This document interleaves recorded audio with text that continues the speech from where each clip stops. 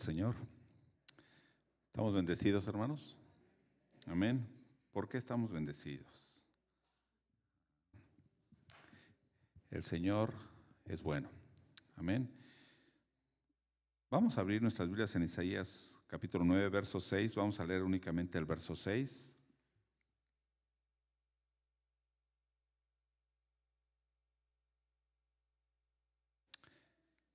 ¿Ya lo tiene? Isaías 9, verso 6. Lo leemos todos juntos. Dice así la palabra del Señor. Porque un niño nos es nacido, hijo nos es dado, y el principado sobre sus hombros, y se llamará su nombre admirable, consejero, Dios fuerte, Padre eterno, príncipe de paz. Oremos. Señor, en esta hora pedimos, oh Dios, que tú bendigas tu palabra, que bendigas, oh Dios, esta palabra que hemos leído, que sea una palabra viva, una palabra eficaz, oh Dios, y que penetre en nuestro corazón, en lo más profundo de nuestro corazón, que tú escribas esta palabra, sea grabada en nuestra mente y en nuestro corazón. En esta hora, oh Dios, sabemos que esta palabra que tú nos hablas es vida. Esta palabra, oh Dios, puede transformar nuestra mente, puede transformar nuestro corazón, y pedimos que hagas esa obra, Señor, y que, oh Señor, toques a los hermanos que aún no están aquí presentes, sino que se han conectado en línea, que seas también obrando en ellos, Padre, y que también los que estemos aquí, oh Dios, tú estés obrando en nosotros. Ponemos este tiempo en tus manos, en el nombre de Jesucristo. Amén. Bueno, este pasaje de Isaías es muy conocido, ¿verdad? Yo creo que hasta de memoria no lo sabemos. Y el día de hoy, ¿qué fecha es el día de hoy? 24 de diciembre. Y bueno, la mayoría de las personas, crean o no crean en Dios, celebran la Navidad. Ajá. Pueden ser ateos, pero celebran la Navidad. O sea, celebran el nacimiento de Jesús, ¿no? Posadas por todos lados. De hecho, ahora hay preposadas, ¿verdad? Hay preposadas, porque no alcanzaban el tiempo de posadas, se hacen preposadas, luego posadas. No sé si va a haber posposadas, pero seguramente en un tiempo va a ser, es posposada. Bueno, pero yo me pregunto, si no creen en Jesús, ¿qué celebran entonces? ¿Qué celebran en sus posadas?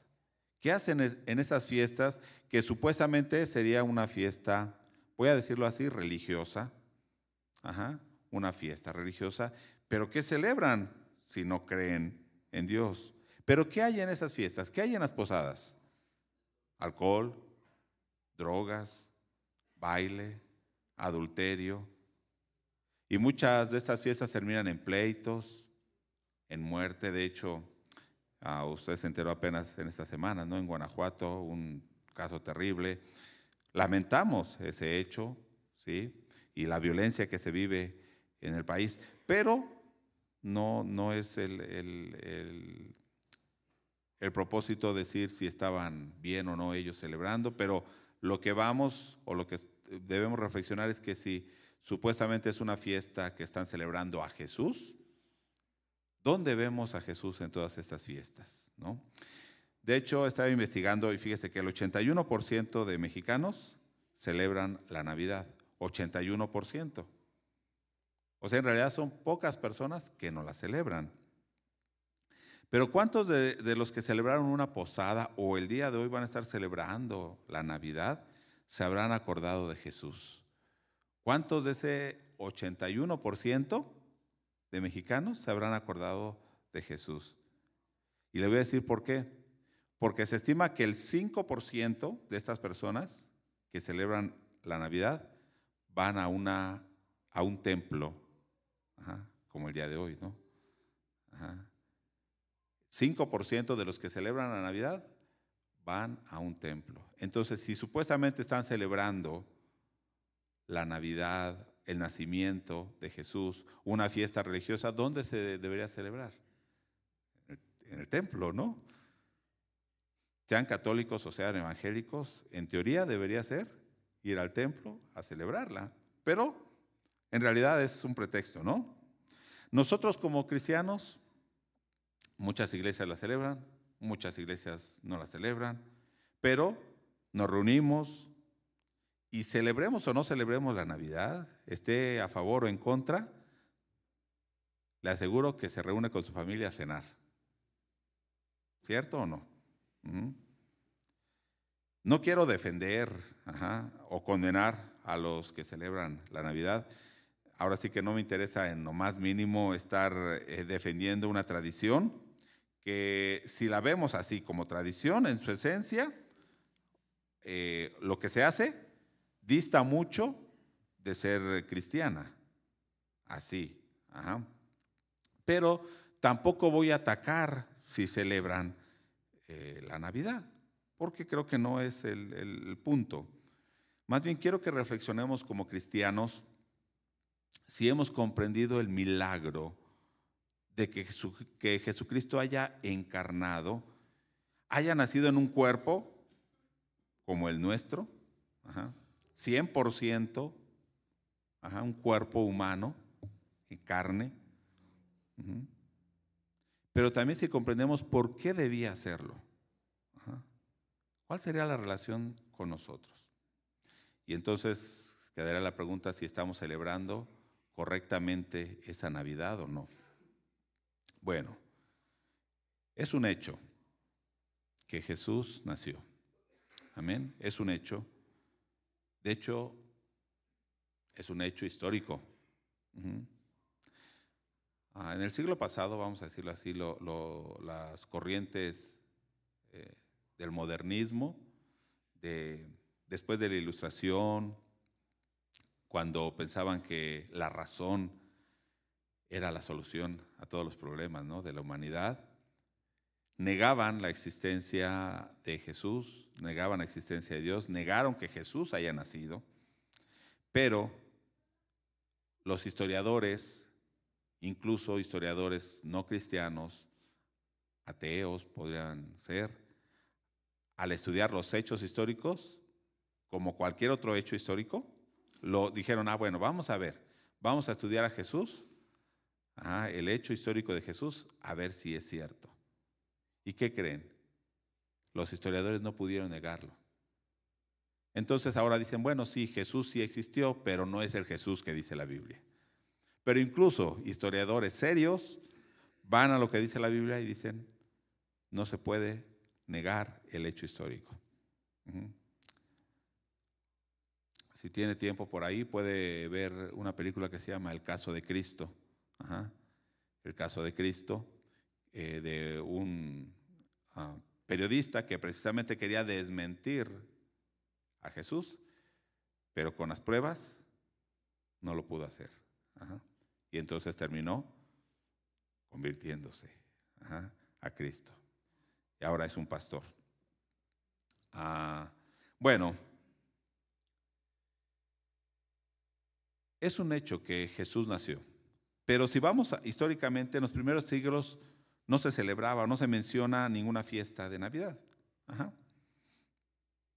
Y mucho menos las costumbres o lo que nosotros hoy pensamos en Navidad, ¿no? Pero lo importante aquí no, en realidad para mí no es ni la fecha ni la festividad en sí, sino qué es lo que se hace en ella y hacia dónde debería dirigir eso, ¿no? Y en realidad esta tradición, hacia dónde se dirige, y lo hemos visto. ¿Por qué digo esto? En una revista decía que esta fiesta se ha convertido en un fenómeno de mercado masivo, dice así, ¿no? Mercado masivo. ¿Cuánto gastarán? No sé usted cuánto gastó en estas fechas. Millones, sí. Bueno, no sé si millones cada persona, ¿no? Pero hablando globalmente, ¿no? Pero en estudios se habla que se gastan alrededor de 7,000 pesos por familia, entre ropa, regalos, comida. Entonces, en realidad es un negocio, ¿no? Y por eso el mercado o las empresas tratan de decir, no, se debe hacer de esta manera. ¿Cuál sería el personaje más famoso de Navidad? Piense usted. Lo primero que se le vino a la mente, ¿ya lo tiene? qué cristiano es el hermano Jesús. Dijo, está bien, sí. Pero hágale esa pregunta a su hijo. ¿Cuál será la respuesta de su hijo? ¿Cuál será la respuesta de su vecino? ¿Cuál será la respuesta de algún familiar? Que usted le pregunte, a ver, dime un personaje famoso de Navidad. ¿A quién se le vino a la mente? La verdad. Bueno, ahorita de moda. Hasta el Grinch ya es un personaje de Navidad. Bueno, pero la respuesta, y de hecho también lo puede buscar en internet, pero es Santa Claus. La primera respuesta va a ser Santa Claus. Y sí, el Grinch, duendes, renos, reyes magos, etcétera. Incluso yo investigué y de entre los personajes más famosos hay unos demonios, que se llevan en su bolsa a los niños que se portaron mal. Uno se llama Krampus. Se los llevan en su bolsa a los niños que se portaron mal. Bueno, pero le aseguro que entre los niños cristianos, si usted les pregunta, más del 50% van a decir cualquier cosa menos Jesús. Pregúntenle un personaje. Pero ¿quién es el centro de la Navidad? Lógicamente, Jesús, ¿no? Pero si cuando pensamos en Navidad, pensamos en Santa Claus, o un símbolo de Navidad, el árbol de Navidad, o estas flores, si pensamos en eso, entonces creo que estamos realmente en un problema, ¿no? Estamos en un problema. Ahora sí que, ¿usted dónde encuentra las respuestas cuando no sabe algo?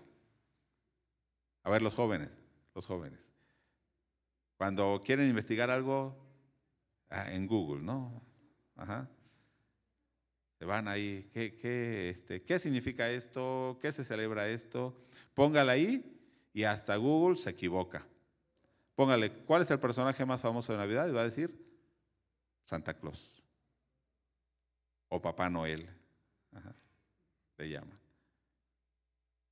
O sea que Google está equivocado, ¿sí? No tiene todas las respuestas. Bueno, vamos a Mateo 1. Antes de ir a Isaías, este pasaje que acabamos de leer, pero vamos primero a Mateo, capítulo 1, porque el centro, el personaje, de hecho el único personaje que debería existir en Navidad es Jesús. No hay más. Dice Mateo 18, verso 23. Perdón, Mateo 1, verso 18 al 23.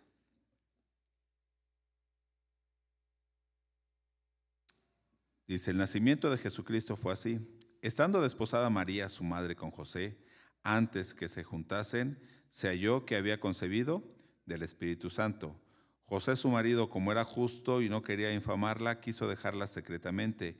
Y pensando él en esto, he aquí un ángel del Señor le apareció en sueño y le dijo, José, hijo de David, no temas recibir a María tu mujer, porque lo que en ella es engendrado del Espíritu Santo es.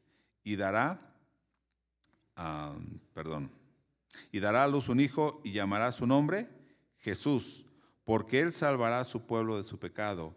Todo esto aconteció para que se cumpliese lo dicho por el Señor por medio del profeta cuando dijo, he aquí una virgen concebirá y dará a luz un hijo y llamará su nombre Emmanuel, que traducido es Dios con nosotros. Igual en Isaías, está. Pero aquí, en este pasaje vamos a tomar a Mateo, ¿sí? Que es el primer libro que aparece en el Nuevo Testamento. Aquí comienza el milagro más grande, el milagro más glorioso. Imagínense, el Dios creador, el Dios todopoderoso, el Dios creador del universo, venía a esta tierra. Y quiero enfatizar tres cosas en este pasaje. Primero, en el verso 18, al final, ¿qué dice? Se halló que había concebido del Espíritu Santo. Y en el verso 20 lo vuelve a repetir al final, engendrado del Espíritu Santo. De hecho, al principio está la genealogía y dice, Abraham engendró a Isaac, Isaac engendró, y etcétera. Pero aquí, ¿qué dice? ¿Quién engendró a Jesucristo? El Espíritu Santo, Dios mismo, ¿sí? No es por voluntad humana, sino es por Dios que Jesús vino a esta tierra. Pero, ¿a qué vino? En este pasaje, ¿a qué vino? Véalo ahí usted, en el verso 21. ¿A qué vino Jesús? Dice al final, Él salvará a su pueblo de su pecado. O sea que había un problema. Cuando usted piensa en Navidad, ¿piensa en pecado? No, ¿verdad? ¿En qué piensa? Amor y paz. Amor y paz, ¿no? ¿Sí? Buenos deseos. Pero no piensa en pecado. ¿Pero a qué vino Jesús, dice este pasaje? A salvar a su pueblo de su pecado. Y otra cosa que quiero enfatizar también, verso 23. Llamará su nombre Emmanuel, que traducido es Dios con nosotros. Muchos no aceptan a Jesús como Dios, dice, es un hombre, es un profeta. La Biblia enfatiza ese hecho, esa verdad. Jesús es Dios. Dios con nosotros. El Dios creador de todo vino a tomar forma de hombre. Y es que había un problema, hermanos, en la humanidad. Había un problema. ¿Por qué habrá nacido Jesús? ¿Por qué habrá nacido Jesús? Creo que Jesús no nació porque quisiera experimentar la vida humana. No fue porque Dios tuviera una duda y habrá dicho, ¿cómo será la vida de esos humanos que he creado? Voy a ver, voy a tomar forma de un hombre. O porque la humanidad era muy buena y Dios quería convivir con nosotros, aprender de nosotros. Quisiera Dios disfrutar de nuestra bondad, de nuestro amor. ¿Para eso habrá nacido? ¿Por eso habrá nacido? No. Aquí dice que había un problema. ¿Cuál era el problema? El pecado. El pecado. Ahora sí, volvamos a Isaías. Volvamos a Isaías. Y desde el capítulo 1 de Isaías, no voy a tomar nada más algunos versículos, pero desde el capítulo 1, de hecho la mayor parte de los profetas, ¿de qué hablan? Del pecado de este pueblo de Israel o de Judá. Y una y otra vez hablan de la rebeldía, un pueblo que ha sido rebelde a Dios. Y entonces volvemos a preguntar, ¿cuál es el problema por el que vino Jesús? Como ya dijimos, el pecado. Si no pensamos en eso, si no pensamos que por, voy a decirlo así, nuestro pecado vino Jesús y encarnó, estaríamos igual que el mundo, pensando en Jesús solamente como una tradición bonita, ¿verdad? Porque es bonita la Navidad, las luces, los regalos. Pero si no pensamos que fue por nuestro pecado, estamos igual. O pensando en la Navidad únicamente como buenos deseos. Fíjese, desde el capítulo 1 de Isaías, en el verso 2, capítulo 1, verso 2, ¿qué dice la Biblia? Oíd cielos y escucha tú tierra, porque habla Jehová. ¿Quién va a hablar? Jehová. ¿Qué dice Dios? Crié hijos y los engrandecí, y ellos se rebelaron contra mí. El buey conoce a su dueño, y el asno el pesebre de su señor. Israel no entiende, mi pueblo no tiene conocimiento. Verso 4.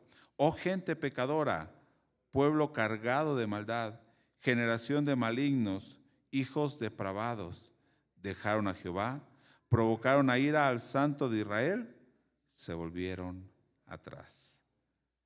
Si lee esto, ¿es un pasaje que le da ánimo o es un pasaje que dice, wow, ¿cómo está este pueblo?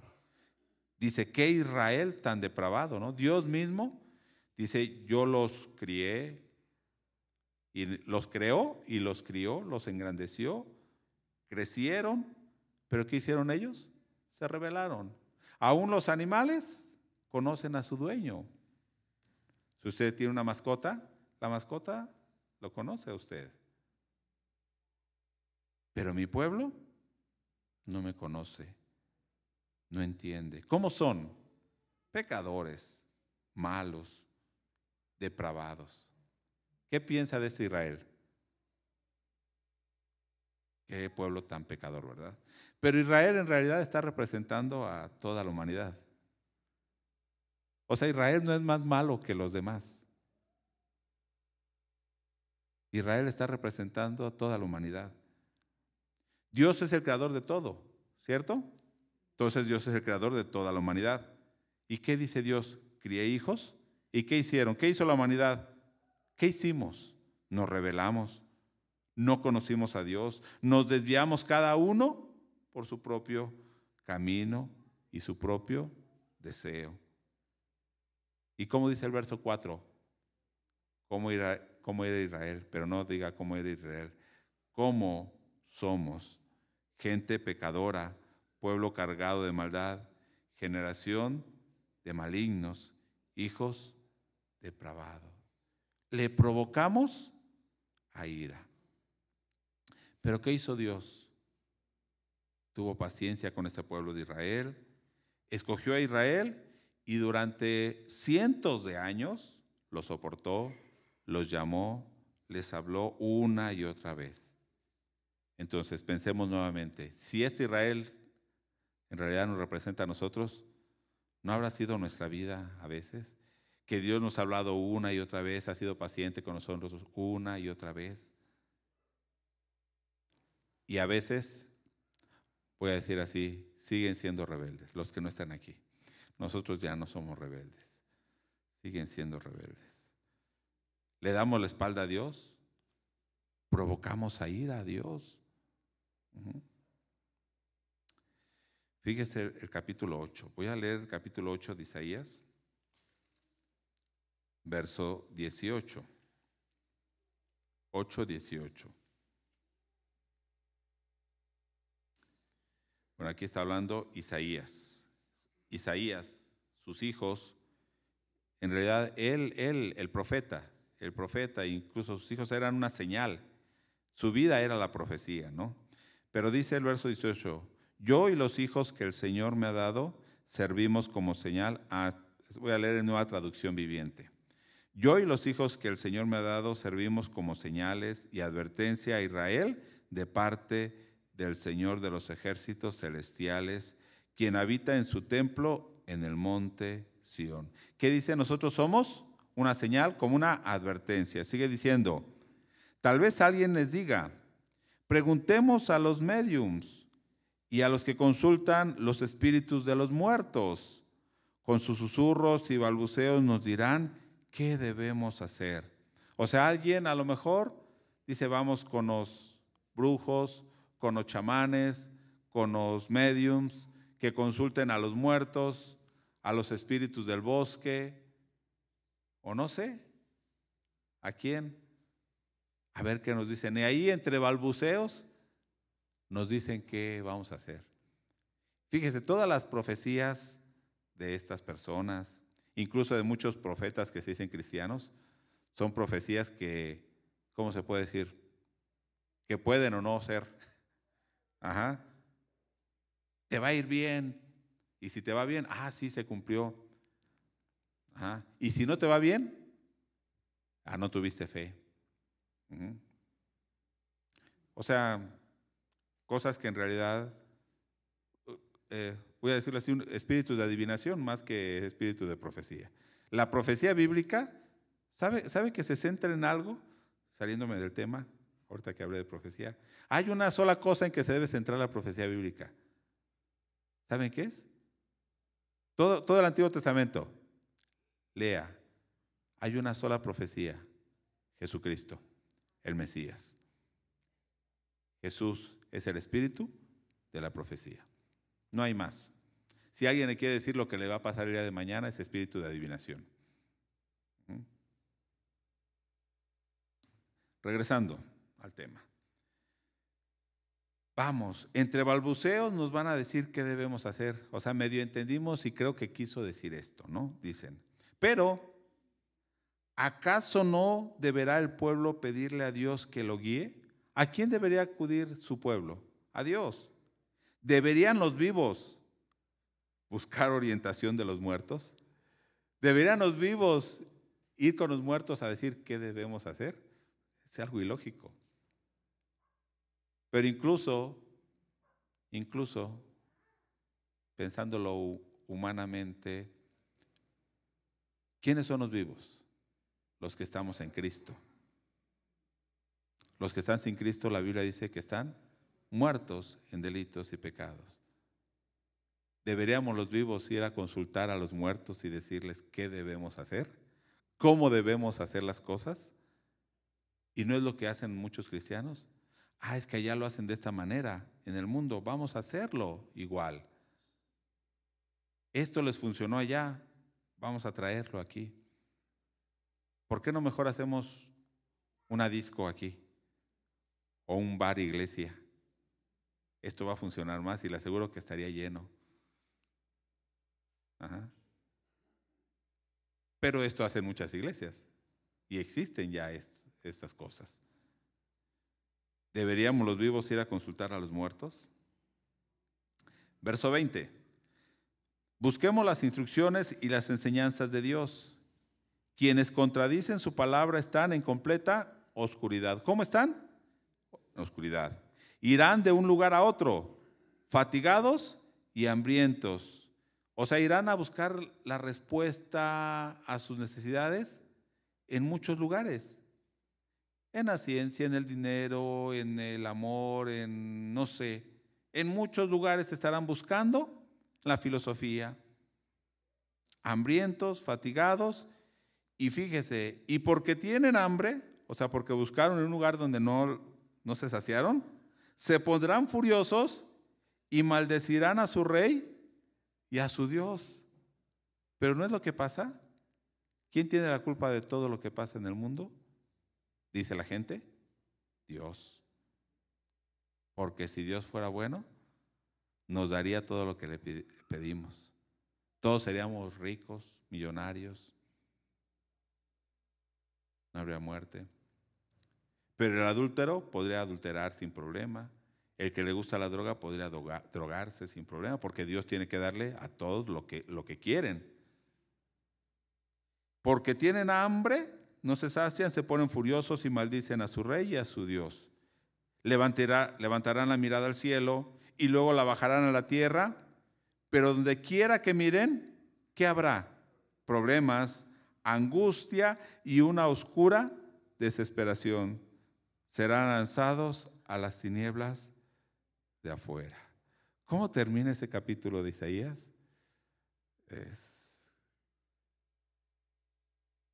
Juicio.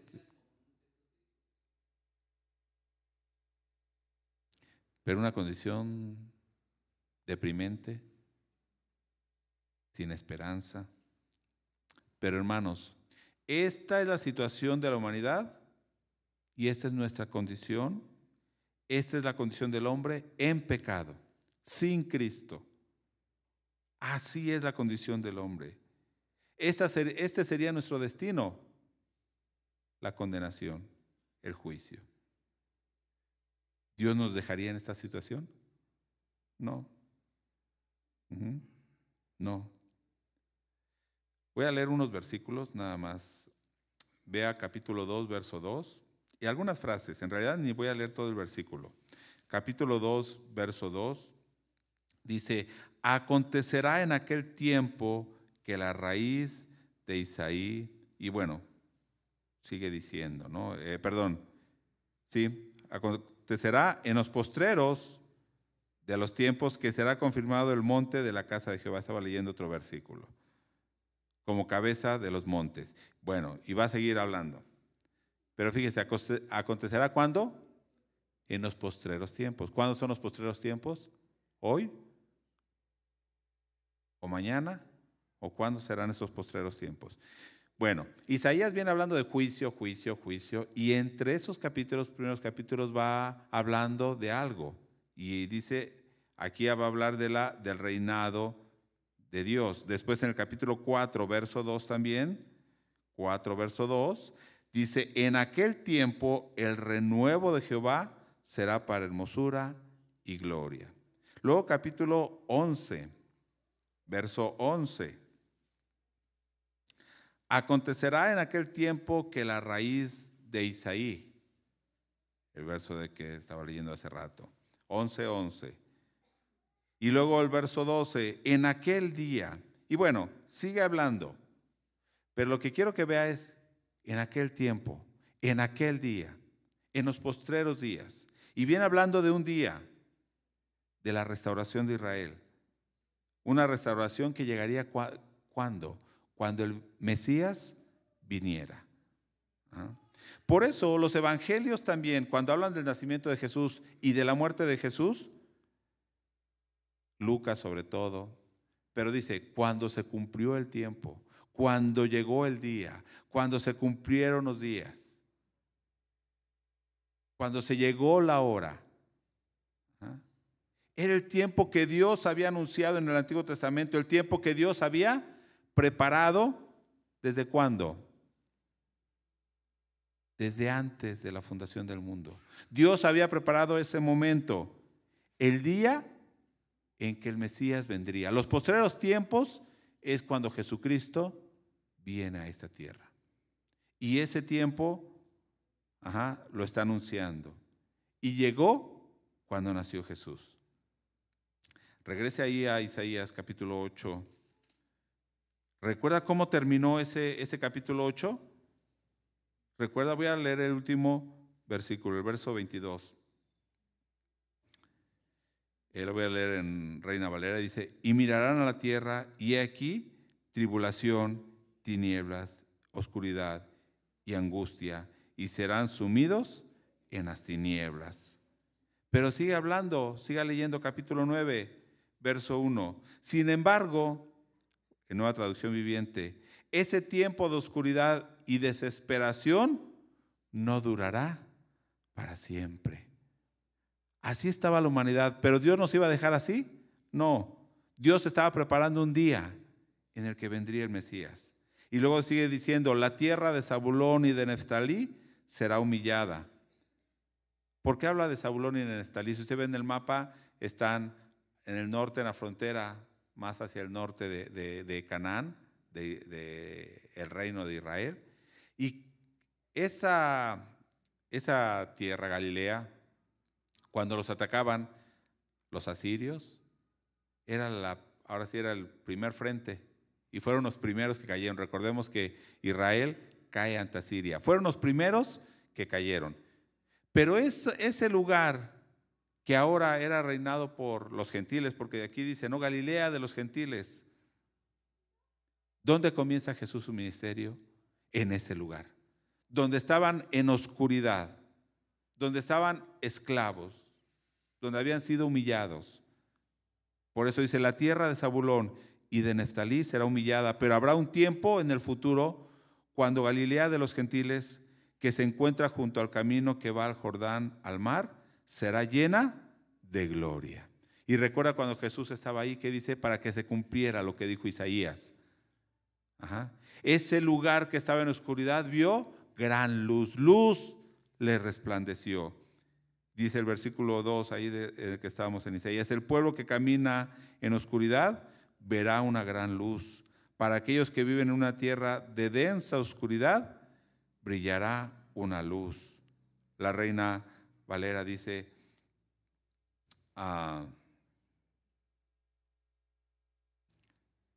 el pueblo que andaba en tinieblas vio gran luz. Los que moraban en tierra de sombra, ¿de qué? De muerte. Luz le resplandeció.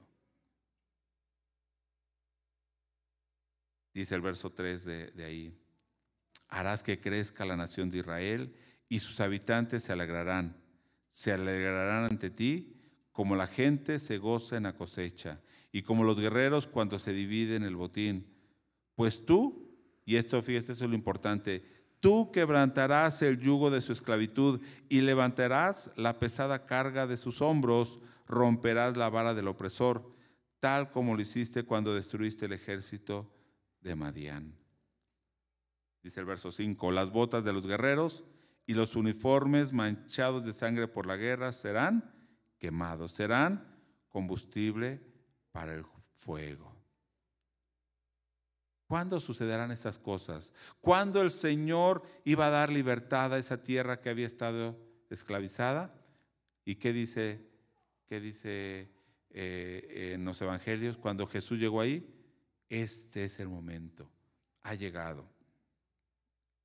Y aquí mismo dice, ¿cuándo va a suceder? Verso 6.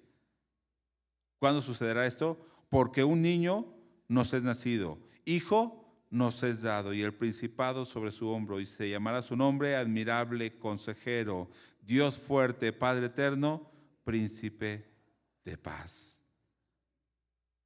Nos ha nacido un niño, un hijo nos ha sido dado.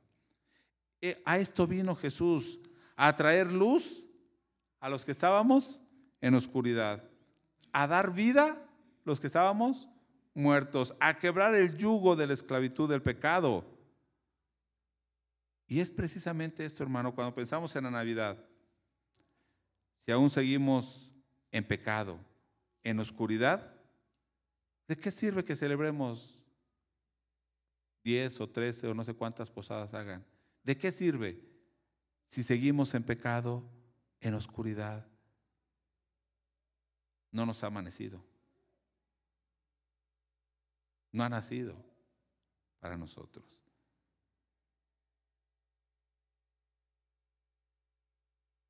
Dice ahí el verso 6, un niño nos es nacido, hijo nos es dado. Y en la Nueva Traducción Viviente dice, sigue diciendo, el gobierno descansará sobre sus hombros y será llamado Consejero, Maravilloso, Dios Poderoso, Padre Eterno, Príncipe de Paz. Verso 7, su gobierno y la paz nunca tendrán fin.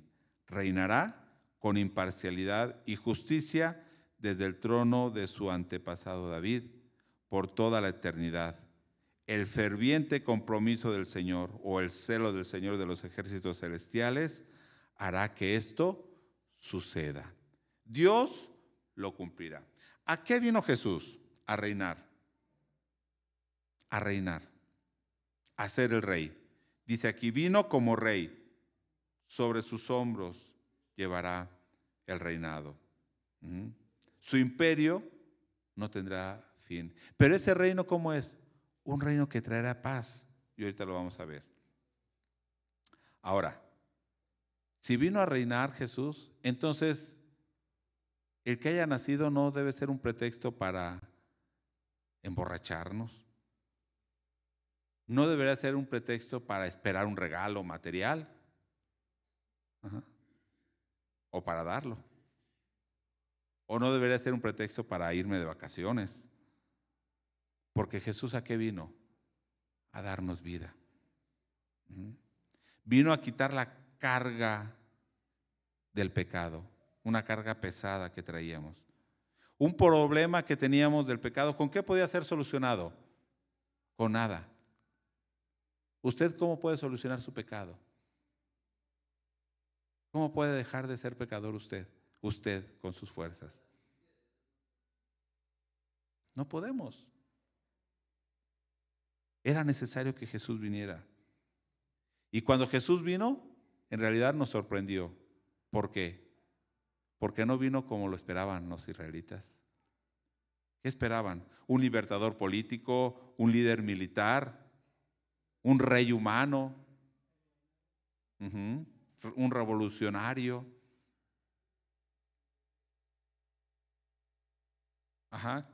Que venciera a los romanos e Israel quedara como el imperio. Es lo que esperaban. Dice Marcos Vidal, hablando de la segunda venida de Jesucristo, dice, yo sé que vas a venir y sé que me sorprenderá otra vez. Aunque estoy preparado, me sorprenderá. Porque la primera venida nos sorprendió. No era como hubiéramos esperado. No. Pero ¿cómo dice aquí? ¿Cómo será llamado su nombre? Admirable, algo sorprendente, alguien singular, excepcional. De hecho, de esta manera se presentó el ángel que se le apareció a Manoa, el padre de Sansón, en el libro de Jueces, que le dice: ¿cómo te llamas? ¿Por qué preguntas mi nombre si es admirable? Los reyes, cuando estaban los reyes, se acuerda que todos los reyes tenían consejeros, ¿no? Y los consejeros eran reyes, ahora sí, tenían consejeros humanos, e incluso dice que se tomaba la palabra de Dios como si fuera prácticamente palabra de Dios, ¿no? Eran muy sabios. Pero ¿cómo será llamado este rey Mesías que viene? Consejero. O sea, ¿necesita el consejo de otra persona? No. Él reinará, con su propia sabiduría. No tendrá necesidad de consejeros, ¿sí? Él mostrará el camino que nos lleve al Padre. Es un Dios, dice, Dios fuerte. Y aquí, ojo, para aquellos que todavía dicen: no, Jesucristo no es Dios. ¿Qué dice aquí? Léalo ahí. Admirable, consejero. ¿Cómo es este niño que nacerá? Este niño que nos es nacido, Dios fuerte. No hay más. La Biblia enfatiza que Jesucristo es Dios, pero un Dios poderoso. Nadie lo puede detener, nadie puede oponerse a Él. Hermano, cuando Dios te esté llamando, joven, cuando Dios te esté llamando, responde. Es mejor por las buenas que por las malas. ¿Recuerda a Pablo? ¿Qué dice? ¿Quién eres tú? Yo soy Jesús al que tú persigues. Dura cosa de dar coces contra el aguijón. ¿A quién estás lastimando cuando te opones a Dios? A uno mismo. Cuando luchamos contra Dios, a uno mismo. Cuando Dios te esté llamando, no rehuses ese llamado. Dios fuerte, Padre eterno, otra vez evoca esa divinidad de Jesús. ¿Cuándo comenzó a existir Jesús? En Mateo 1, cuando nació. Dios, Jesucristo es Dios. Y aquí lo menciona como Padre, es nuestro Padre. Padre eterno. ¿Y qué es eterno? No hay tiempo. Porque algunos incluso dicen: bueno, Jesús en algún momento fue creado por Dios. No, la Biblia dice que Él es Dios. Vean esto. Si Jesús es una criatura y estamos adorando a Jesús, estamos cayendo en idolatría. Si Jesús fuera una criatura, o sea, una creación de Dios. No. ¿A quién se debe adorar? Solamente a Dios. Por lo tanto, cuando adoramos a Jesús, estamos reconociendo que Él es Dios. Príncipe de paz. Ese reino que traerá paz. Recordemos el problema principal que hemos venido mencionando, el pecado. Ese pecado que trajo enemistad contra Dios. ¿Solo contra Dios? Enemistad con el prójimo. Todos los problemas que tenemos interpersonales son por causa del pecado. Todos los problemas. ¿Qué palabra usa en hebreo para hablar de la paz? El shalom. ¿Qué es el shalom? Porque este príncipe es príncipe de shalom. Y es la paz con Dios, la paz con la creación, con el prójimo. Un escritor, un teólogo, Plantinga, dice que el shalom es cuando las cosas son como deberían ser, como Dios las diseñó y cuando están cumpliendo el propósito por el cual Dios las diseñó, entonces hay shalom. Cuando el padre de familia se comporta como un padre de familia y la madre como una madre y el hijo como un hijo, ¿qué hay en el hogar? Shalom. Pero cuando el hijo quiere comportarse como el padre quiere comportarse como el amigo, la madre quiere comportarse como el hombre, ¿qué hay? Lo que estamos viviendo.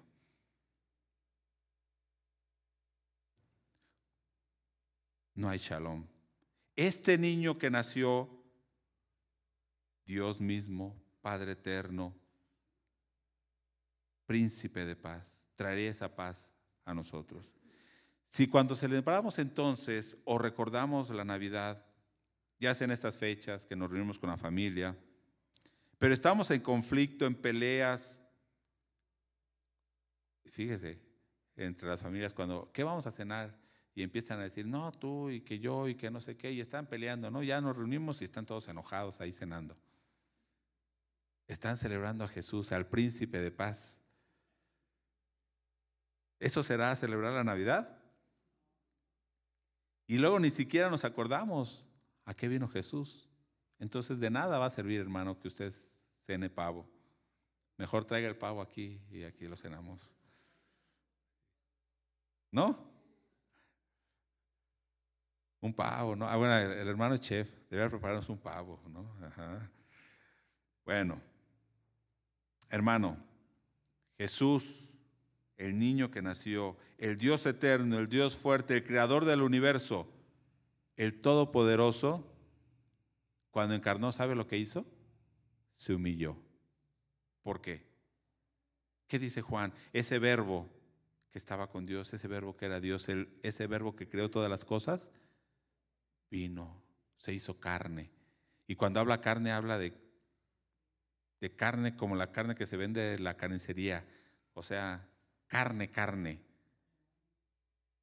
¿Se imagina el creador del universo humillarse así? Todo fue creado por Él y para Él. Ajá. Pero dice Hebreos que era necesario, en Hebreos 2:17, que era necesario que Él fuera semejante a nosotros, a sus hermanos. ¿Para qué? Para venir a ser fiel, sumo sacerdote, misericordioso. Pero termina diciendo este verso, para expiar los pecados, o sea, para pagar los pecados. Y Filipenses 2, que lo conocemos, capítulo 2, versículo 5, haya pues en vosotros este sentir que hubo también en Cristo Jesús. ¿Qué sentir? Que siendo igual a Dios, siendo en forma de Dios, no se aferró, no estimó el ser igual a Dios, sino, ¿qué hizo? Se despojó de esa gloria, se despojó de sí mismo, tomando forma de siervo, hecho semejante a los hombres. Y estando en la condición de hombre, dice, se humilló ¿hasta dónde? Hasta lo más bajo, hasta lo sumo, haciéndose obediente hasta la muerte y muerte de cruz. Ya le he compartido esto, ¿no? Esta idea de la humillación de Dios, de Jesús. Y le he puesto un ejemplo. Cuando una persona de la tercera edad ya no tiene fuerza para bastarse por sí mismo y lo tienen que cargar, lo tienen que bañar, lo tienen que limpiar, ¿cómo se siente la persona? Humillada. Pero un niño, ¿cómo es? ¿No es de la misma manera? Ajá. O sea, no puede hacer nada. No puede alimentarse, no puede asearse, no puede limpiarse. Todo tienen que hacerle. El creador del cielo, el creador de la tierra, ¿no sería una humillación llegar a esa condición? ¿Y no sería una humillación morir despojado de su ropa, que todos se burlaban? Pero eso lo hizo ¿por qué? Por una necesidad. Algo que necesitaba solución, que era nuestro pecado. Ahora no voy a decir nuestro pecado, mi pecado y tu pecado. Eso lo hizo por nosotros. Entonces el niño que es nacido, el niño que nació fue por razón de ¿qué? De nuestro pecado, para pagar nuestra deuda. Desde que nació, ¿a qué venía? Desde que nació, ¿a qué venía? A morir. A morir. ¿Jesús no lo sabía? Lo sabía. Vino a humillarse hasta lo más bajo. Entonces, hermano, tan siquiera recordamos eso cuando digo voy a celebrar la Navidad. Usted la puede celebrar o no celebrar como usted guste esta fecha, pero en realidad sabemos que no fue esta fecha, ¿verdad? Pero si la celebra o esta fecha dice voy a hacer una cena con mis familiares, tan siquiera recuerda lo que Jesús hizo, esa humillación y por nuestro pecado. Isaías venía hablando de un día, el día de la liberación de ese pueblo, y el día de la liberación llegó. ¿Cuándo llegó? Cuando Jesús nació, cuando el niño nació. Marcaba el inicio de una era, la era mesiánica que habían anunciado los profetas, que habían anhelado, que Abraham lo había visto, que David lo había visto y decía yo quisiera ver a ese Mesías. Dios estaba trayendo la solución al problema de nosotros. ¿Cuál era el problema? Nuestro pecado. Jesucristo es el centro, hermanos, de la Navidad. Sin Él, en realidad no hay Navidad. Hay una fiesta, pero no es Navidad. Hermano o amigo que nos visita o allá en su casa, ¿qué es la Navidad para ti? ¿Qué es la Navidad? ¿Celebra usted la Navidad? ¿Celebra que Jesús haya nacido? Pero sobre todo, ¿celebra que Jesús haya nacido en ti? Porque hoy es el día de la salvación. Y quiero aprovechar este día, porque el 81% están recordando la Navidad. Y hoy es el día de la salvación.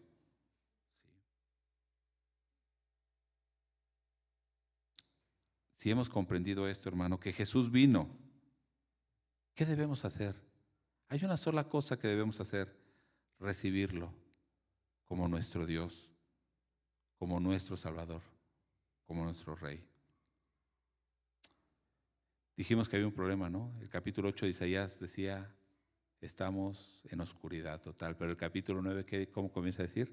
Pero esa oscuridad no será para siempre. Traeré paz, traeré prosperidad. ¿Cuándo? Cuando venga ese niño. Un niño nos es nacido, un hijo nos es dado. Cuando venga ese niño traerá salvación, quitará esa carga pesada del pecado. Dios quiere perdonar nuestro pecado, ¿verdad? De hecho, por eso se humilló. Pero entonces es necesario que nosotros le reconozcamos como nuestro Señor, pero que reconozcamos que nuestra condición, nuestro pecado, ¿y qué debemos hacer?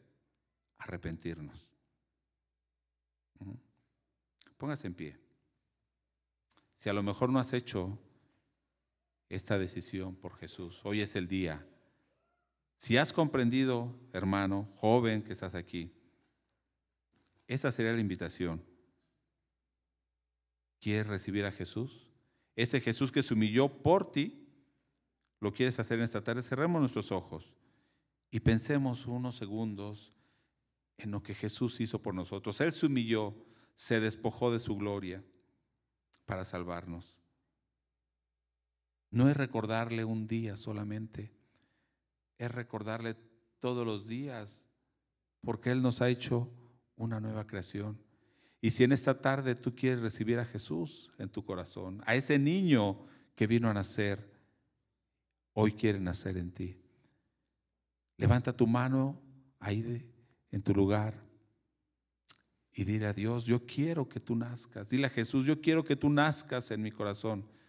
Si no la has recibido, hoy es el día que lo debes hacer. Padre, te agradecemos, oh Dios, por tu salvación. Estábamos perdidos en oscuridad, sin esperanza,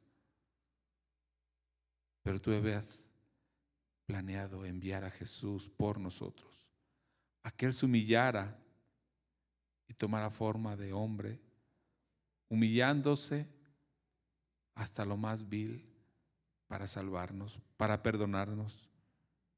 Gracias te damos. Y si en esta hora alguien en su lugar también te está diciendo, está orando que tú entres en su vida, Señor, tómale como tu hijo, quítale ese pecado, esa carga de pecado que hay en él. Estamos delante de ti, Señor, agradeciéndote. Gracias, Jesús, por despojarte de tu gloria. Gracias, Jesús, por morir por nosotros, por pagar nuestra deuda. No tendremos con qué pagarte, únicamente podemos reconocerte como nuestro Señor, como nuestro Salvador. Gracias, gracias. Es todo lo que podemos decir en esta hora.